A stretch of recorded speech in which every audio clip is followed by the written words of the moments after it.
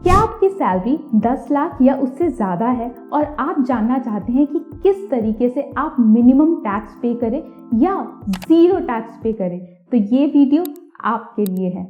नमस्कार, मैं हूं प्रिया। स्वागत है आपका इन्वेस्टिंग डन राइट में।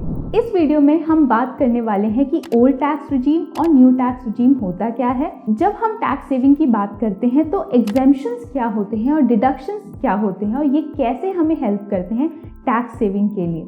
इसके अलावा अगर आप ओल्ड टैक्स रिजीम फॉलो कर रहे हैं तो वहाँ पर आप कैसे टैक्स सेविंग कर सकते हैं। लास्ट में हम ये डिस्कस करेंगे कि आपके लिए क्या बेहतर है, ओल्ड टैक्स रिजीम बेहतर है या न्यू टैक्स रिजीम बेहतर है। तो चलिए शुरू करते हैं। सबसे पहले हम ये देख लेते हैं कि ओल्ड टैक्स रिजीम में टैक्स स्लैब्स कैसे हैं और न्यू टैक्स रिजीम में टैक्स स्लैब्स कैसे हैं। तो आप स्क्रीन पर देख पाएंगे कि ओल्ड टैक्स रिजीम में अप टू 2,50,000 तक पे तो आपको कोई टैक्स नहीं पे करना पड़ता है।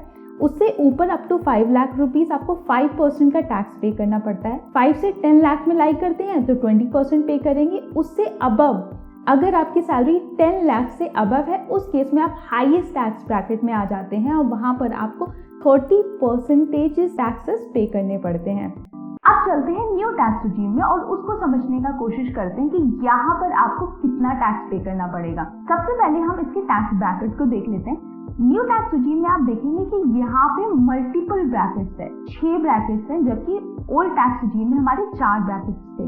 न्यू टैक्स रिजीम का केवल एक ही फोकस है कि आप इन्वेस्टमेंट टैक्स सेविंग के लिए ना करें, बल्कि आप अपने लिए करें, अपने गोल्स को पूरा करने के लिए करें, रिटर्न्स पे फोकस करने के लिए करें, ना कि ऐसे कंजर्वेटिव फंड्स में इन्वेस्ट करें जहां से आपको बहुत ही कंजर्वेटिव रिटर्न्स मिलते हैं और आपका केवल एक ही मोटिव होता है वहाँ पे इन्वेस्ट करने का कि आप कैसे टैक्स सेविंग करें। इस वीडियो में हम डिटेल में डिस्कस करेंगे कि दोनों के ही क्या क्या फायदे हैं और क्या क्या नुकसान हैं। इससे पहले कि हम कैलकुलेट करें कि ओल्ड टैक्स और न्यू टैक्स रिजीम में हम कितना टैक्स पे कर रहे हैं, हम ये समझ लेते हैं कि एग्जेम्पशंस और डिडक्शंस क्या होते हैं। क्योंकि कितनी बार हम कंफ्यूज हो जाते हैं कि ये होता क्या है। अगर आपकी जितनी भी सैलरी है उसमें से अगर आप एग्जेम्पशंस माइनस कर देंगे तो जो अमाउंट बनता है वो टैक्सेबल अमाउंट होता है। अब क्या है, आपका ऑब्जेक्टिव होता है कि इस टैक्सेबल अमाउंट को कैसे कम किया जाए। तो उसके लिए आप इन्वेस्टमेंट्स करते हैं ओल्ड टैक्स रिजीम में और इन्वेस्टमेंट करके डिडक्शंस क्लेम करते हैं। तो उस टैक्सेबल अमाउंट से डिडक्शंस भी माइनस कर दीजिए, जो अमाउंट बचेगा उसी पर आपको टैक्सेस पे करने पड़ेंगे।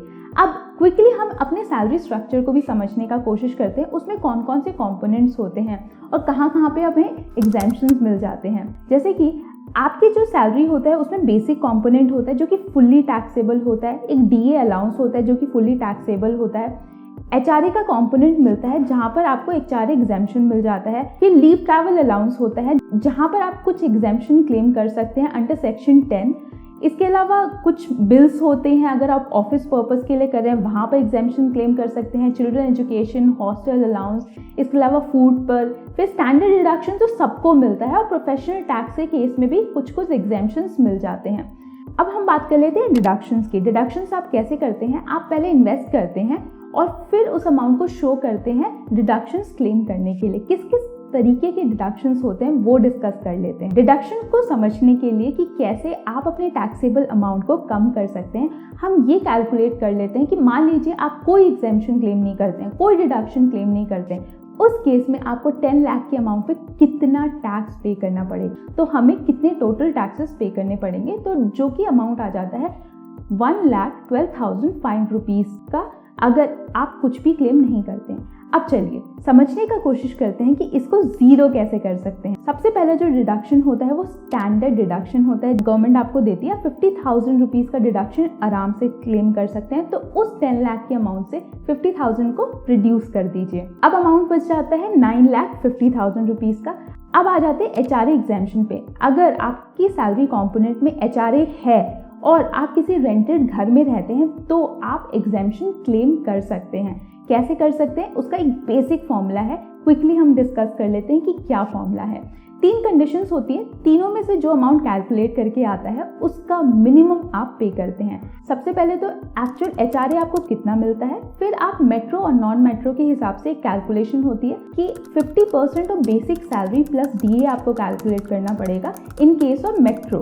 अगर आप नॉन मेट्रो में रहते हैं तो 40% of basic plus DA calculate करना पड़ेगा। अगर आप नॉन मेट्रो में आते हैं, आपका जो भी अमाउंट बन रहा है आप उसको अभी कैलकुलेट करके रख लीजिए। थर्ड कंडीशन है कि एक्चुअल में आपने कितना रेंट पे किया है उसमें से माइनस कर देंगे 10% ऑफ बेसिक प्लस डीए। अब यहाँ पे क्विक कैलकुलेशन करके देख लेते हैं कि हमें कितनी अमाउंट पर एग्जेम्पशन मिल जाएगा। लेट्स से आप एक नॉन मेट्रो सिटी में रहते हैं, लेट्स से आप बैंगलोर में रहते हैं। आपकी जो मंथली सैलरी है वो 80,000 रुपीज़ की है, बेसिक 20,000 है, डीए 5,000 है, तो टोटल हो जाता है 25,000 रुपीज़। एचआरए आपको मिलता है 15,000 रुपये का। जिस घर में रहते हैं वहाँ पर आप 20,000 का रेंट पे करते हैं। कोई कैलकुलेशन करके देखते हैं और कितना अमाउंट आ रहा है। तो जो फर्स्ट कंडीशन है 40% ऑफ बेसिक और डीए, वो अमाउंट आ जाता है 10,000 रुपीज़। एचआरए आपको 15,000 रुपये मिल रहा है। और थर्ड कंडीशन जो है एक्चुअल रेंट 20,000 आप पे कर रहे थे minus 10% of basic salary plus DA, जो कि हो जाता है 2,500 रुपीज़। कैलकुलेट करके आता है 17,500 रुपीज़। तीनों में से क्या मिनिमम है? तीनों में से मिनिमम है 10,000 रुपीज़। तो हर मंथ आप 10,000 रुपीज़ पर एचआरए एग्जेम्पशन क्लेम कर सकते हैं और 10,000 रुपीज़ पर टैक्सेस बचा सकते हैं। ईयरली हो जाता है 1,20,000 रुपीज़। इस अमाउंट को हम अपने टैक्सेबल अमाउंट से डिडक्ट कर लेते हैं, तो कितने का अमाउंट बचेगा? एचआरए रेंट अलाउंस को हटाने के बाद में टैक्सेबल इनकम बच जाती है 8,30,000 रुपीज़। नेक्स्ट डिडक्शन आप 80C के अंडर में क्लेम कर सकते हैं। यहाँ पर आप 1.5 लाख तक के अमाउंट पर टैक्सेशन में बेनिफिट उठा सकते हैं। कौन कौन से स्कीम्स हैं जहाँ पर ये आप बेनिफिट उठा सकते हैं? जैसे कि ELSS में आप इन्वेस्ट कर सकते हैं, NPS में इन्वेस्ट कर सकते हैं, यूलिप्स बहुत पॉपुलर है, पब्लिक प्रोविडेंट फंड भी बहुत पॉपुलर है। अगर आपकी गर्ल चाइल्ड है तो सुकन्या समृद्धि योजना में इन्वेस्ट कर सकते हैं, NSC है। अगर आप कंजर्वेटिव इन्वेस्टर हैं तो फिक्स डिपॉजिट में आपको इंटरेस्ट हो सकता है। अगर आपकी कंपनी जहाँ पे आप काम करते हैं वहाँ पे PF कटता है तो वो भी 80C के अंडर में आता है।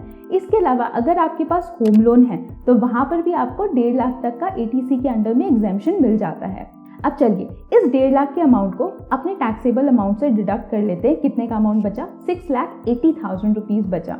लेट्स से आपने होम लोन ले रखा है और वहाँ पे इंटरेस्ट आप 2 लाख रुपीज़ का पे कर रहे हैं, तो आपको अप टू 2 लाख रुपीज़ तक का टैक्सेशन में डिडक्शंस मिल जाते हैं। लेट्स से आपके पास होम लोन है और होम लोन के केस में अंडर सेक्शन 24 आप जो इंटरेस्ट पे करते हैं उस पर 2 लाख रुपए तक के अमाउंट पर टैक्सेशन में बेनिफिट मिल जाता है। तो ये 2 लाख भी हम डिडक्ट कर लेते हैं। कितने का अमाउंट बचा? 4,80,000 रुपीज़ बचे। अब देखिए और भी बहुत सारे इन्वेस्टमेंट ऑप्शंस हैं, लेकिन मैं डिटेल में नहीं जाकर केवल आपको बता देती हूँ यहाँ पर भी आप इन्वेस्ट कर सकते हैं। जैसे कि NPS में आप 80CCD 1B में 50,000 रुपीज़ इन्वेस्ट कर सकते हैं। लीव ट्रैवल अलाउंस में आप डिडक्शंस क्लेम कर सकते हैं। अगर आपने चिल्ड्रन एजुकेशन के लिए कोई लोन ले रखा है वहाँ पे इंटरेस्ट पे आप डिडक्शंस क्लेम कर सकते हैं। इसके अलावा 80D के अंदर में डिसेबिलिटी है किसी को, किसी डिपेंडेंट को, तो वहाँ पर आपको बेनिफिट मिल जाता है। कोई डोनेशंस करते हैं या हेल्थ इंश्योरेंस है उस केस में भी आपको बेनिफिट मिल जाता है। अब देखिए ऊपर में आपका जो टैक्सेबल इनकम बना था वो बना था 4,80,000 रुपीज़। उस पर आप टैक्स कैलकुलेट करते हैं ओल्ड टैक्स रेजिम के हिसाब से।